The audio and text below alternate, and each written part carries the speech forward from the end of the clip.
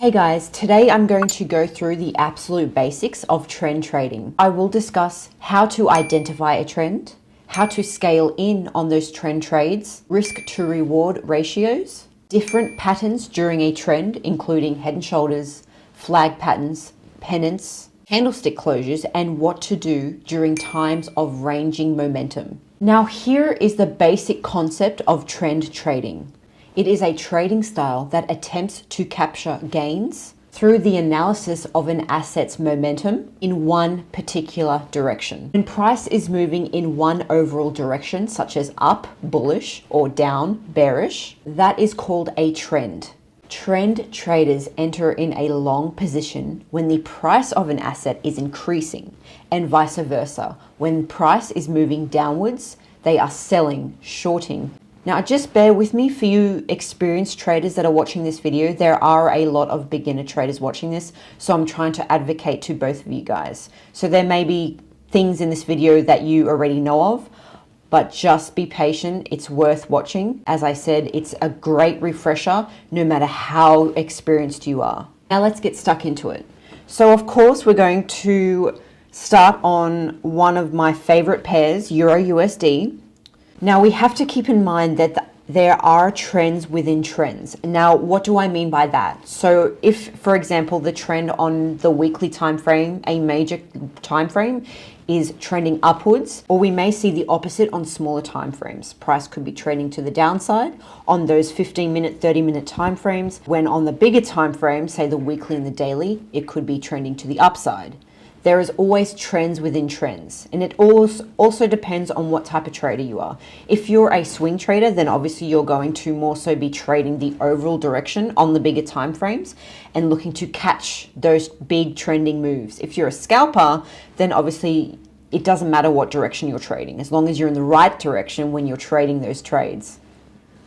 And if you're an intraday trader, again, it doesn't really matter what direction. All that matters is where your take profit is, and that you are always aware of what the overall direction is, because we know that the move when price is trending is a much larger move, and it is filled with a lot more volume than those corrective moves. So the corrective moves for intraday traders specifically are, you're not really going to be in those trades for days or weeks, whereas trend traders could be in trades for weeks, even months. First thing that I always do when I identify a trend is obviously starting on the biggest time frame. So we are going to go to the weekly time frame. I don't spend too much time on the weekly time frame. However, it is important to find lowest low and the highest high. This is our overall weekly trading range.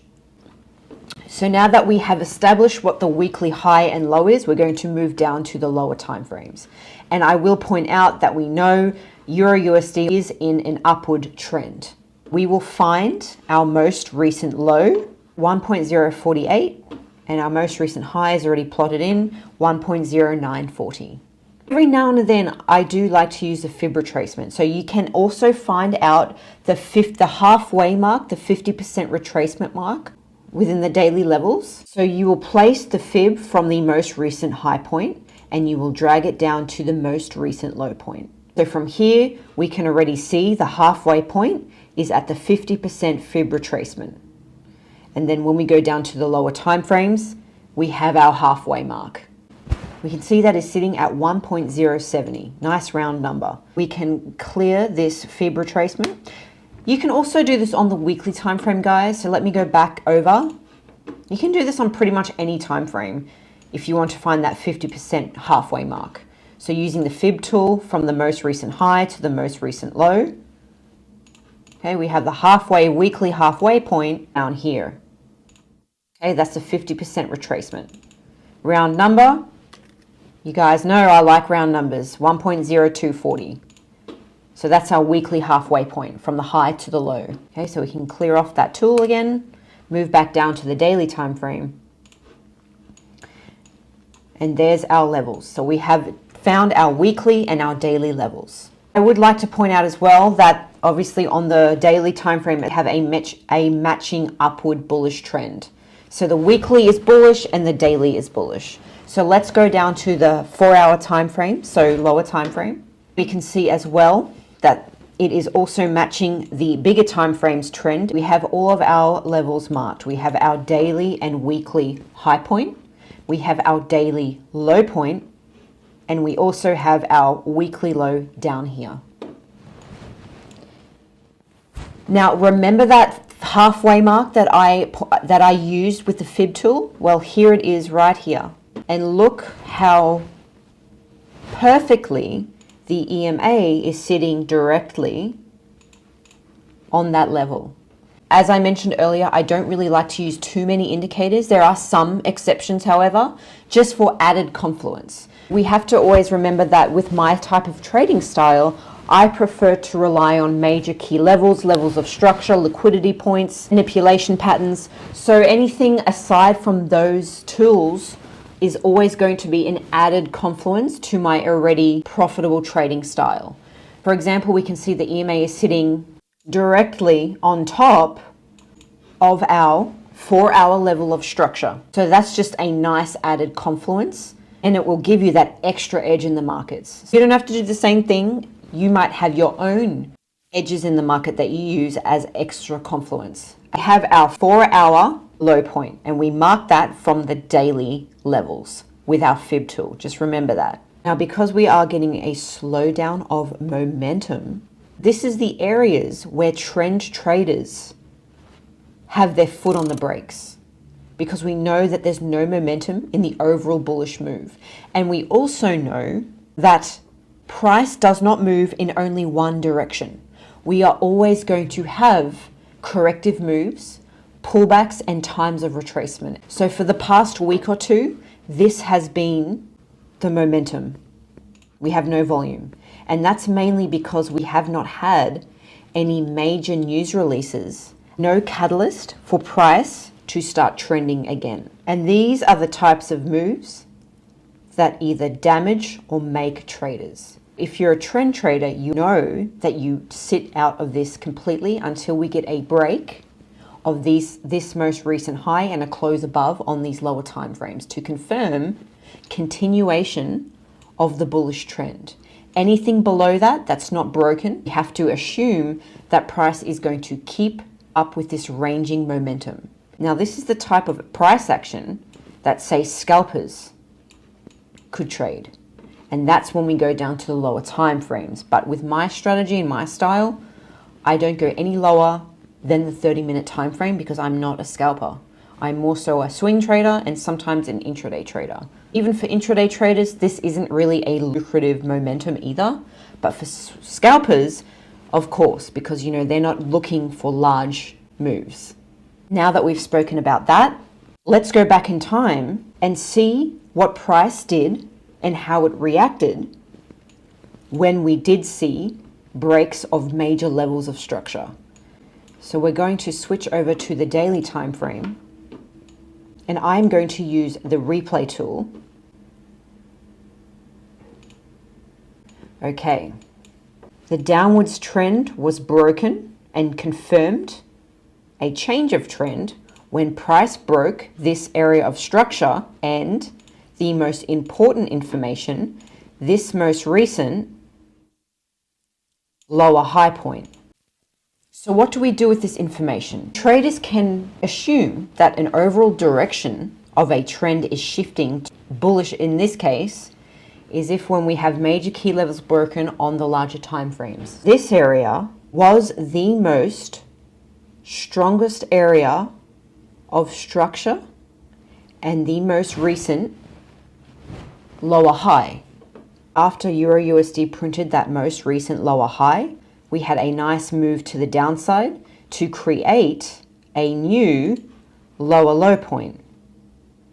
So then, of course, from the most recent high to the most recent low, this was our daily trading range. We have the most recent lower high point and the most recent lower low point. That was our daily trading range.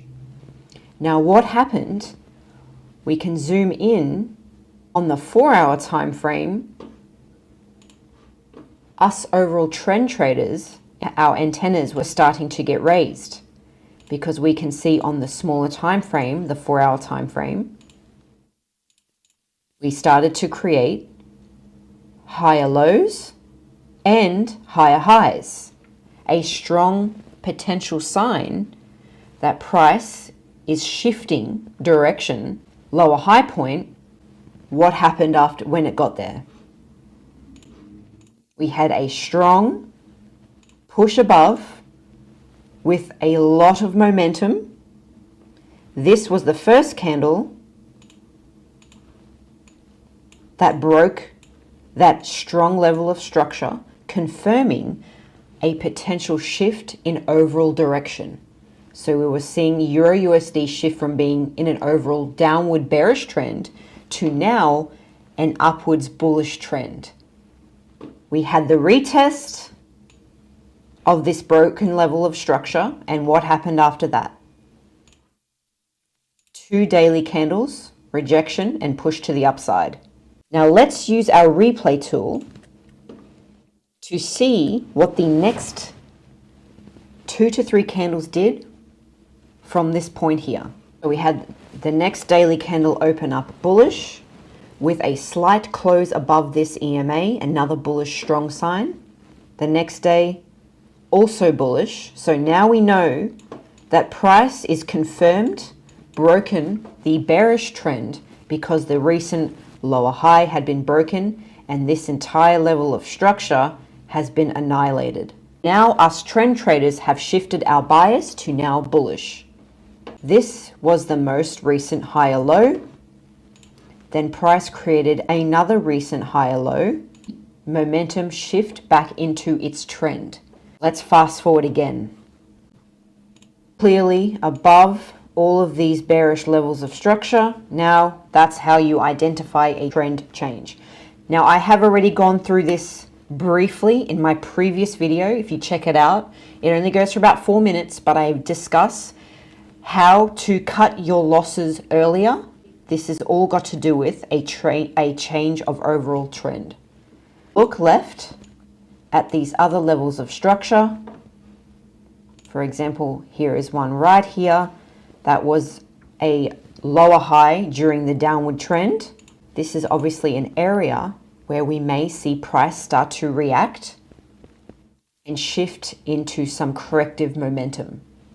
Now that right there is a great example of having patience to scale in on some new trades. Let's fast forward. We have a reaction, like I mentioned, because this is a strong level of structure where previously price created a lower high. So this is why it's always important to have the patience, and to get better entries, we wait for these reactions to then enter new trades following that overall trend. Let's fast forward. This is a nice corrective move back to the downside.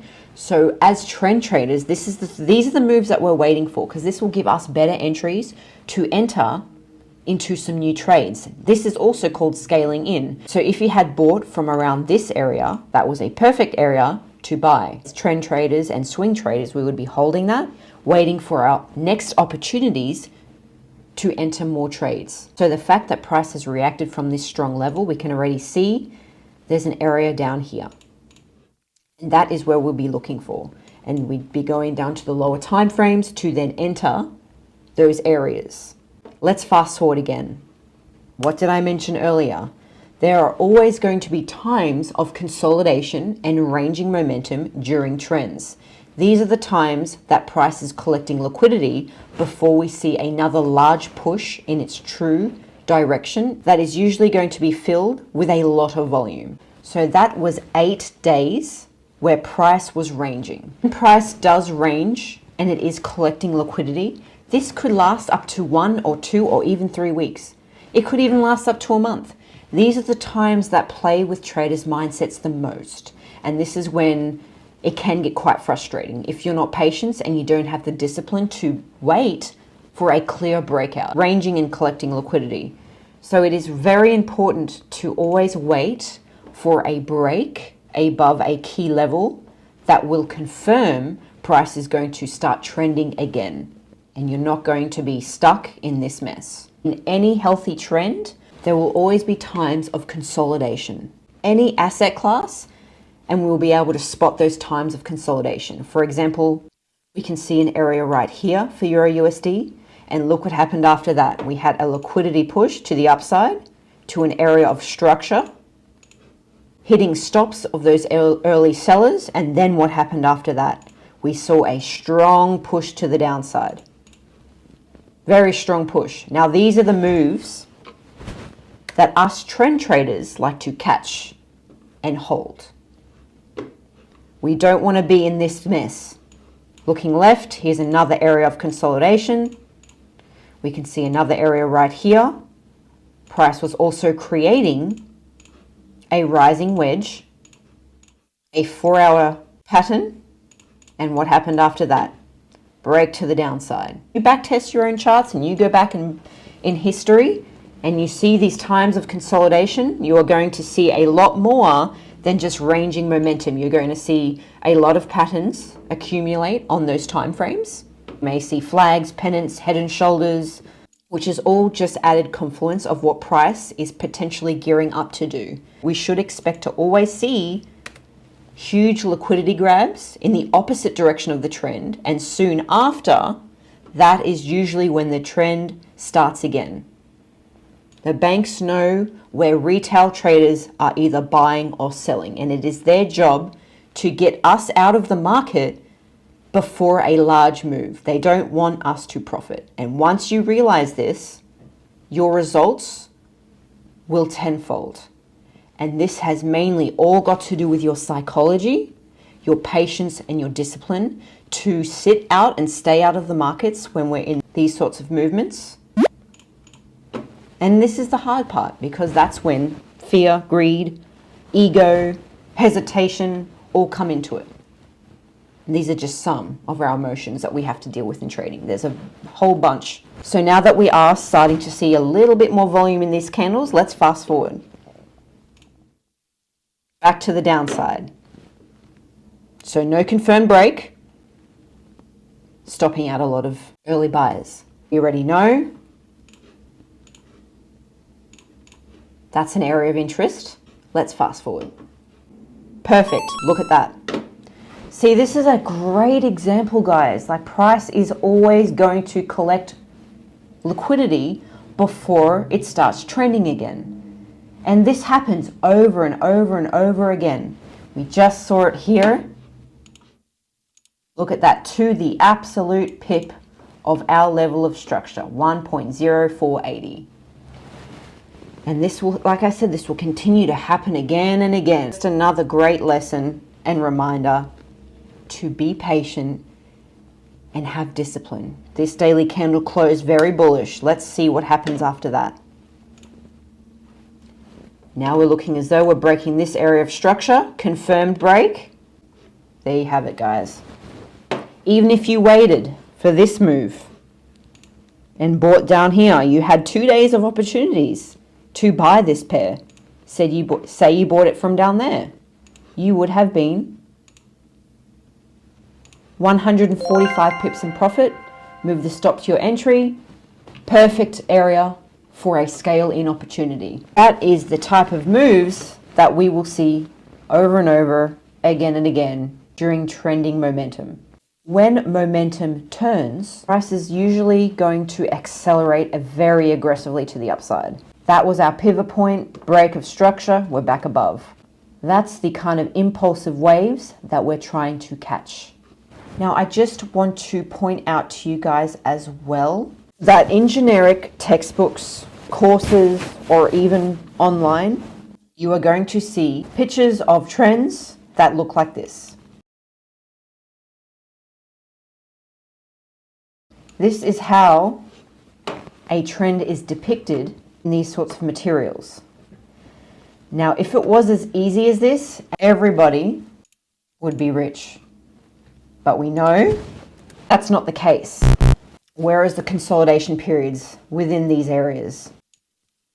This is what they fail to leave out. This is why it's really hard for especially beginner traders, because they are going to see these things and these materials, and they are just going to assume that's how the market moves. But we already know that that is not what happens. Just looking at Euro USD, well, we are not seeing this kind of up and down movement. Doesn't look like that. So for you beginner traders, don't rely too heavily on these perfect textbook pictures, because they don't look like that. That's not what happens in the markets. Back and forth momentum is obviously, we already know, between buyers and sellers. So that's the true battle right here. This is the area where the retail traders are battling. And who comes into the market, who steps in? Banks, hedge funds, all these institutions. So that's what we need to know. The retail traders don't really have near as much power as these big banks and institutions. So the best thing we can do, and to improve our trading results, is to not go against them and to find these potential hints that are left, because they will occur over and over again. It's like crumbs. It's following those breadcrumbs. That's all it is. Now, going back down to the concept of trends being within trends, if you're seeing something like weekly, daily, 4 hour, 1 hour, all lining up with each other, that's a pretty strong sign. A pretty strong sign of confluence that it's going to keep continuing in that one direction. But the lower time frames, we can see here on the 1 hour, this is not a trend at all. On the daily, weekly, even 4 hour, yeah, sure. I mean, price is definitely trending. 1 hour, no, that's consolidation. Now, if we go down to the even lower time frames, what are we starting to see? The potential of a head and shoulders, which would mean short-term corrective move to the downside,